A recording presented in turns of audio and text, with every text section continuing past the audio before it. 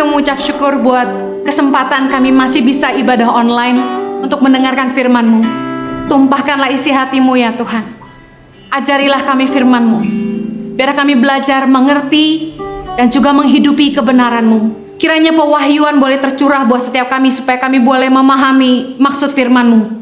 Terima kasih Tuhan, tolong hamba-Mu karena sungguh tanpa Engkau hamba tidak mampu. Dalam nama Yesus kami berdoa. Amen.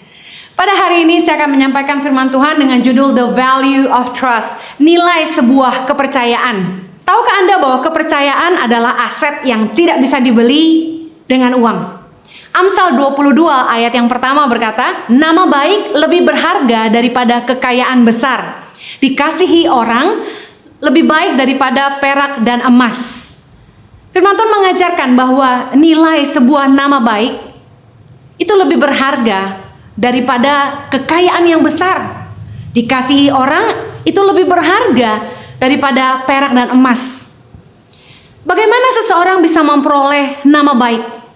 Salah satu unsur yang sangat penting untuk menjaga nama baik adalah kita harus bisa dipercaya. Kita harus jadi orang yang bisa dipegang omongannya. Kepercayaan merupakan aset yang tidak bisa dibeli dengan uang. Sebagai contoh, banyak bisnis-bisnis yang modalnya besar, brandnya besar, tetapi kemudian di dalam persaingan dunia bisnis, pelan-pelan salah satu akan hilang. Pelan-pelan akan mulai dilupakan orang. Karena ternyata kepercayaan yang membuat sebuah nama besar bisa bertahan. Karena kepercayaan, orang merasa aman. Ketika kita bisa dipercaya, orang akan merasa aman dengan kita. Membangun kepercayaan itu butuh waktu dan butuh pembuktian, baik dalam konsistensi maupun kualitas. Untuk membangun sebuah brand itu tidak mudah. Butuh waktu yang panjang, perjuangan dan pembuktian. Sangat penting untuk kita jaga nama baik. Sangat penting untuk kita belajar jadi orang yang bisa dipercaya. Karena orang yang bisa dipercaya itu sulit dicari. Banyak orang yang hebat, tapi tidak banyak orang yang bisa dipercaya. Saya percaya nilai kepercayaan yang akan membawa seseorang ke posisi yang lebih tinggi. Saya seorang pemimpin. Saya akan memilih orang yang mungkin kemampuannya baik, mungkin masih ada yang jauh lebih baik dari dia, tapi dia punya kelebihan, bisa dipercaya. Karena ketika kita bisa dipercaya, orang akan merasa aman dengan kita. Saya sebagai pemimpin akan merasa lebih aman mempercayai seseorang yang saya bisa percayai. Ada hal-hal yang membuat orang gak bisa dipercaya. Saya mau ingatkan tentang 3 akar dosa. Saya singkat jadi 3K, yaitu yang pertama kenajisan, yang kedua kesombongan, yang ketiga keserakahan atau cinta uang. 3 akar dosa ini yang bisa membuat kita kehilangan kepercayaan dari Tuhan maupun sesama. Kenajisan apa hubungannya dengan kepercayaan? Dalam 1 Timotius 3 ayat 12 dikatakan, diaken haruslah suami dari satu istri dan mengurus anak-anaknya dan keluarganya dengan baik.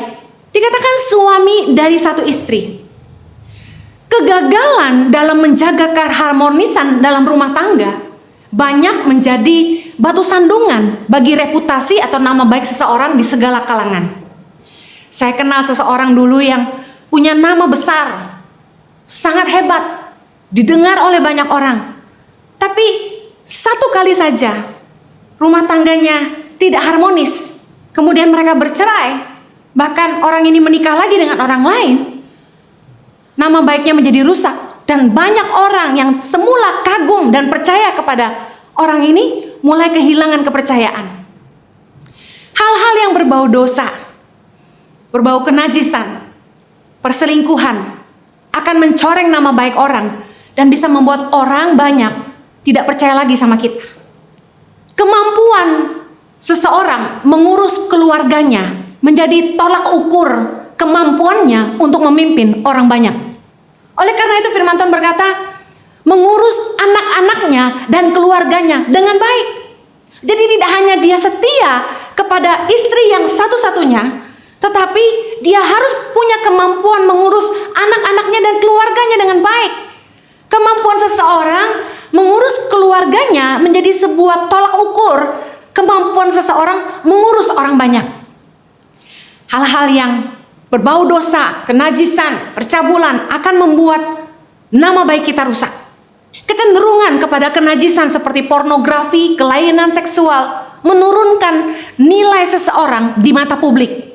Contohnya, ketika kita seorang marketing atau sales dan kita mencoba menawarkan produk kita dengan pendekatan-pendekatan sensual, orang akan memandang rendah kita.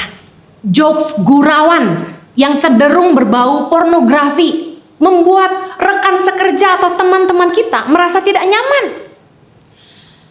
Contoh lain lagi, sampai hari ini orang tetap jaga image dan demi profesionalisme mereka menutupi kelainan seksual mereka, menandakan hal-hal yang berbau kenajisan dapat merusak nama baik dan kepercayaan orang banyak kepada kita. Yang kedua, akar dosa yaitu kesombongan yang membuat kita kehilangan kepercayaan dari orang lain. Contohnya, biasanya kalau sebuah usaha sudah mulai lancar, pelanggannya ramai, orang biasa mulai lupa diri, sudah nggak lakukan yang terbaik lagi. Satu hari saya pergi ke Bali bersama keluarga untuk berlibur. Saya mengajak keluarga saya untuk makan malam di salah satu restoran favorit saya di pinggir pantai. Restoran ini ramai pengunjung, tidak pernah sepi. Saya baca di depan ada tulisan, ada promo kartu kredit. Tentu kita akan memanfaatkan fasilitas yang ada karena kita punya kartu kreditnya. Ketika selesai makan dan mau membayar, saya bertanya kepada salah satu pelayannya, "Sorry, tadi saya lihat ada diskon kartu kredit." Pelayannya langsung menjawab dengan sombong dan tidak ramah, malah cenderung marahin saya bahwa tidak bisa dan sebagainya. Alasannya banyak, pokoknya tidak bisa dapat diskon dengan kartu kredit itu. Saya tidak mau ribut, saya orangnya paling nggak mau ribut. Saya langsung bayar saja. Tapi hari itu saya berjanji pada diri sendiri nggak akan balik lagi ke restoran itu. Banyak usaha-usaha yang seperti ini, yang ketika diberkati banyak sekali pelanggannya, udah mulai nggak jaga kualitas, udah mulai nggak ramah. Pernahkah Anda makan di sebuah restoran yang kasirnya lebih galak dari Anda? Atau waitressnya lebih galak dari Anda? Ketika kita ditanya, "Ya mau makan apa?" Nanyanya udah nggak sopan lagi, udah nggak dengan pertanyaan yang "Mau makan apa Pak?" Tapi udah, "Ya mau makan apa?" Udah sombong banget. Taruh piring udah lempar-lempar. Kesombongan akan membuat kita tidak dipercaya orang.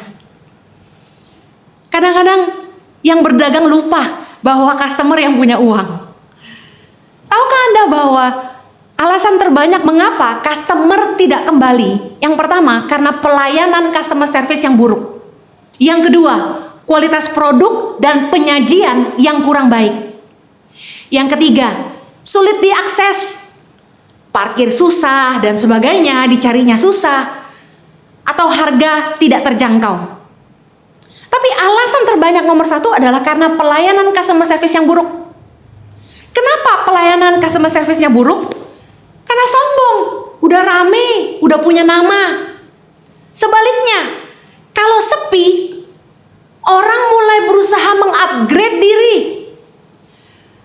Coba bayangkan kalau Anda punya restoran dan restoran Anda sepi, nggak ada pengunjung. Apa yang Anda akan lakukan? Kita akan berusaha, berpikir keras bagaimana kita mengupgrade diri, bagaimana kita berusaha membenahi restoran supaya tampak nyaman, merubah menu, merubah tampilan, berusaha memberikan pelayanan customer service yang terbaik, memastikan setiap waitress kita ramah sama pelanggan. Kalau sepi, orang lebih tahu diri, tapi kalau sudah ramai, mereka lupa diri.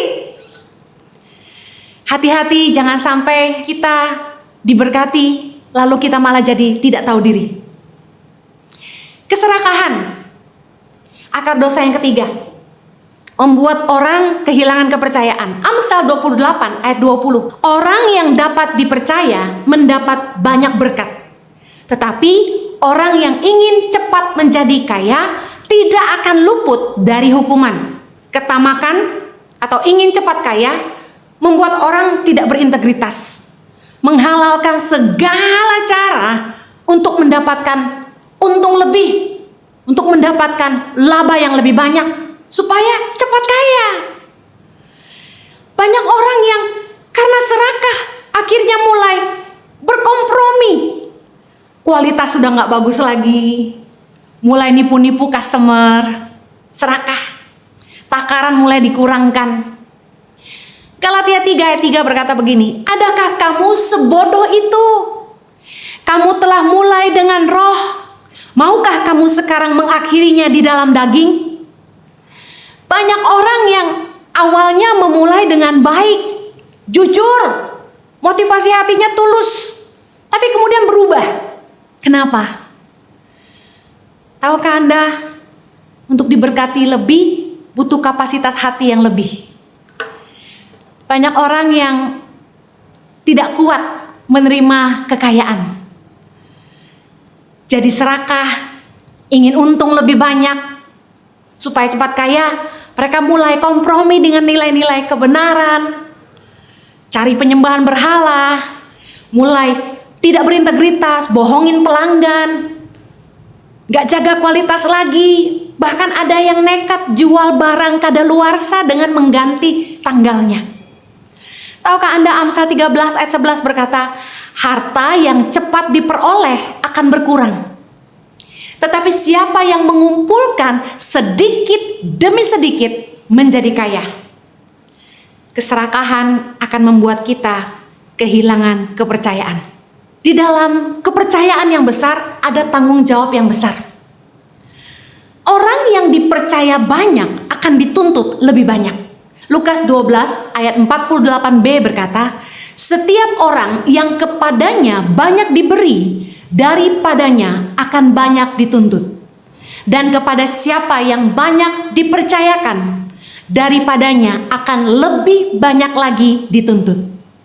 Orang ingin naik pangkat karena mereka ingin naik gaji. Tapi mereka lupa bahwa dengan kepercayaan yang lebih besar, disertai dengan tanggung jawab yang lebih besar. Orang yang mau dipercaya lebih, harus punya kapasitas lebih. Orang yang dipercaya lebih, biasanya adalah orang-orang yang menguasai banyak hal, mampu menyelesaikan banyak persoalan, kaya dengan ide-ide untuk pengembangan. Orang mau dipromosi, tapi mereka lupa memperbesar kapasitas diri. Dengan kepercayaan yang lebih besar, akan ada tanggung jawab yang lebih besar. Kenapa? Karena keputusan kita akan menyangkut hidup orang banyak. Penting sekali kita mengerti, ketika kita dipercayakan sebuah posisi, kita harus menjadi teladan bagi orang banyak. Kepemimpinan bukan tentang kenyamanan, tapi keteladanan. 1 Petrus 5 ayat yang ketiga berkata, janganlah kamu berbuat seolah-olah kamu mau memerintah atas mereka yang dipercayakan kepadamu. Tapi hendaklah kamu menjadi teladan bagi kawanan domba itu. Bersama dengan kepercayaan lebih, ada tanggung jawab lebih. Ketika Tuhan memberkati kita banyak, berarti Tuhan mempercayai kita untuk tanggung jawab yang lebih besar, untuk hidup orang banyak. Bersama dengan promosi, kita harus semakin menjaga diri supaya kita jadi teladan buat hidup orang banyak. Kepercayaan yang besar itu dibangun dari mampu dipercaya dalam hal-hal kecil. Orang yang tidak bisa dipercaya dalam hal-hal kecil, tidak bisa dipercaya dalam hal-hal besar. Lukas 16 ayat yang 10 berkata, barang siapa setia dalam perkara-perkara kecil, ia setia juga dalam perkara-perkara besar.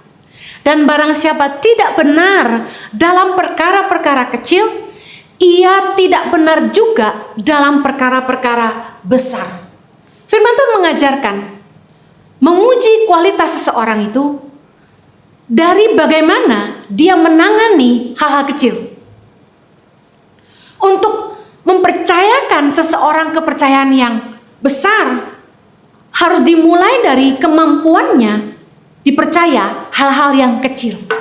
Dalam Lukas 16 ayat 11 dibilang begini, jadi jikalau kamu tidak setia dalam hal mamon yang tidak jujur, siapakah yang akan mempercayakan kepadamu harta yang sesungguhnya? Dan jikalau kamu tidak setia dalam harta orang lain, siapakah yang akan menyerahkan hartamu sendiri kepadamu? Banyak orang yang ingin dipercaya Tuhan dengan keuangan yang melimpah. Tapi mereka lupa bahwa semakin besar kepercayaan yang Tuhan berikan, ada tanggung jawab yang besar yang mengikutinya. Kalau kita tidak punya kapasitas hati untuk dipercaya keuangan yang besar, kita akan jatuh justru di dalam limpahnya berkat yang Tuhan berikan dalam hidup kita. Banyak orang yang tidak kuat justru ketika menghadapi harta. Uang mengubah banyak orang. Tahukah Anda, Tuhan selalu ingin memberkati kita lebih. Tapi masalahnya, kapasitas hati. Kalau Anda ingin dipercaya Tuhan dengan keuangan yang besar, pastikan Anda bisa dipercaya dengan keuangan yang sedikit. Saya ingat ketika di awal-awal kami pelayanan di Indonesia, ketika saya dan Jojo mengambil keputusan menabur 30% dari keuangan yang kami terima untuk orang-orang susah waktu itu, Tuhan mulai mengirimkan satu orang menyumbang kepada kami supaya kami bisa membantu lebih banyak orang. Kemudian saking putus asanya dengan dana yang pas-pasan, saya sempat bilang sama Tuhan, Tuhan, bagimu semudah membalikkan telapak tangan untuk memberkati saya. Tapi Tuhan bilang begini sama saya, aku tahu hatimu. Saya bersyukur hari itu Tuhan mengajar saya bahwa untuk dipercaya Tuhan dalam mamon, uang yang lebih banyak, kita harus mampu mengelola yang sedikit. Apalagi ini bicara tentang uang yang bukan hak kita. Ini harta orang lain, dikatakan firman Tuhan. Kalau kamu gak bisa setia dalam harta orang lain, siapakah yang akan menyerahkan hartamu sendiri kepadamu?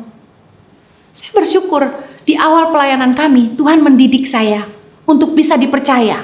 Tuhan pesan sama saya, you have to be accountable. Engkau harus bisa dipercaya. Itu yang saya pegang dari dulu. Di Australia kami pegang uang ribuan dolar biasa. Tapi ketika dititipin uang orang lain untuk orang lain, 10 juta saja bikin tangan saya gemetaran. Saya pastikan saya belanjakan sembako sampai habis, bahkan lebih saya nombok. Supaya jangan sampai saya nipu atau makan uang orang. Saya bersyukur saya melewati ini bersama dengan Jojo. Kami tidak dibutakan oleh uang.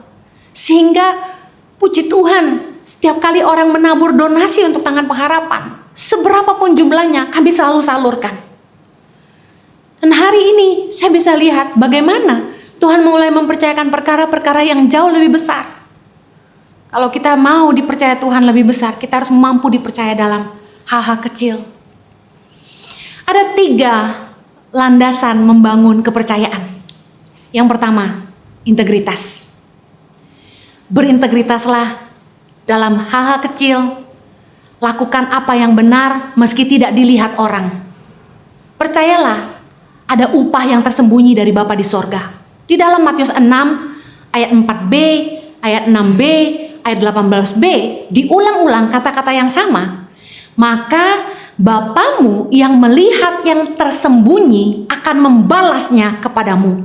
Ternyata Bapa di sorga gemar memberkati orang yang melakukan segala kebajikan, baik itu sedekah, berdoa maupun puasa di dalam tempat tersembunyi yang tidak dilihat orang. Belajarlah berintegritas, melakukan apa yang benar meski tidak dilihat orang. Karena Bapa di sorga pasti akan memberikan upah bagi mereka yang bisa dipercaya. Yang kedua, dalam membangun kepercayaan, Kita harus mempertahankan excellency. Do nothing but the best. Selalu lakukan yang terbaik. Apa ukuran yang terbaik?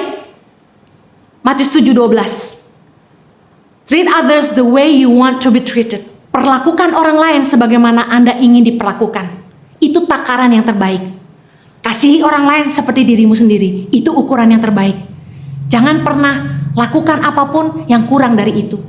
Saya tegur keras staf saya ketika mereka tidak memberikan yang terbaik ketika annual meeting, ketika koordinator kami dari seluruh Indonesia datang. Karena saya ingin setiap orang diperlakukan dengan baik dan merasa nyaman dengan apapun yang kami sediakan. Pastikan kita punya attitude selalu melakukan yang terbaik apapun yang dipercayakan Tuhan ke tangan kita. Do nothing but the best. Yang terakhir, bagaimana kita membangun kepercayaan? Keep consistent. Pertahankan nilai konsistensi. Konsistenlah dalam setiap omonganmu, pegang janjimu, konsistenlah dalam menjaga kualitasmu, konsistenlah dalam karya-karyamu, jangan berubah-berubah, lakukan hal yang terbaik dan terus berada di situ, tingkatkan kualitasmu, bukan malah menurun. Orang gak akan percaya kalau sebentar kita dagang, sebentar enggak. Sebentar kita bikin 10, besok kita cuma bikin 2. Satu kali bantu, besok enggak. Kita harus pertahankan nilai konsisten. Mazmur 15 ayat yang keempat. Yang memandang hina orang yang tersingkir, tetapi memuliakan orang yang takut akan Tuhan. Yang berpegang pada sumpah walaupun rugi. Orang yang berpegang pada sumpah meskipun dia rugi adalah orang yang konsisten dengan perkataannya. Dia bisa dipercaya, perkataannya bisa dipegang. Tahukah Anda? Kalau Anda adalah orang yang bisa dipercaya, bisa dipegang omonganmu, Anda akan disayang banyak orang. Jangan sampai kita berkompromi demi mendapat untung lebih. Pastikan kita jadi orang yang konsisten. Karena nilai kepercayaan itu dibangun lewat waktu, ketekunan, pembuktian. Tangan Pengharapan dari dulu punya komitmen kalau sudah membantu satu daerah, kami bantu sampai tuntas. Tidak hit and run. Kami tidak suka sekedar drop bantuan dan lari. Kita nggak mau cari nama. Kita nggak senang melakukan sesuatu hanya untuk dipuji orang. Kalau Anda ingin dipercaya, live to impact, not to impress. Tuhan memberkati. Saya berdoa supaya Anda semua bisa jadi orang yang dipercaya oleh Tuhan dan dipercaya oleh manusia. Let's pray. Bapa, kami bersyukur buat firman-Mu. Hamba-Mu berdoa agar setiap kami boleh dipercaya Tuhan dalam perkara-perkara kecil maupun perkara-perkara besar. Mari Tuhan, biarlah kami dididik mulai dari sekarang punya kapasitas hati yang teruji, berintegritas, setia dalam melakukan segala kepercayaan yang Tuhan berikan kepada kami. Kami percaya upah itu datang dari Tuhan. Mampukan anak-anak-Mu terus jadi berkat dimanapun mereka berada. Di dalam nama Yesus yang berdoa.